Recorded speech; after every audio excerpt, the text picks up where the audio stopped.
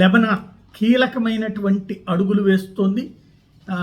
అనుకున్నటువంటి సందర్భంలో అంటే మొన్న వాస్తవంగా ఇజ్రాయెల్ని అంతం చేయడానికి ఒక పక్కన యెమెన్, ఇంకో పక్కన పాలస్తీనా, మరో పక్కన సిరియాలకు సంబంధించినటువంటి తీవ్రవాదులందరూ ఒక్కటై లెబనాన్కి చేరుకుని లెబనాన్లో ఉన్నటువంటి 1,00,000 మందితో కలిసి ఇజ్రాయెల్ మీద దాడి కోసం బయలుదేరారు. ఆ రోజున విజువల్స్ కూడా మనం మాట్లాడుకున్నాం. అయితే ఆ తర్వాత ఎక్కడికక్కడ లెబనాన్లో కదిలే వాళ్ళ చేతుల్లో సెల్ ఫోన్లే పేలినయ్యా, అలాగే వైర్లెస్ సెట్లే పేలినయ్యా, గందరగోళం జరిగింది. అనేక మంది చచ్చిపోయారు. ఎంతమంది అనేది బయట పెట్టలేదు.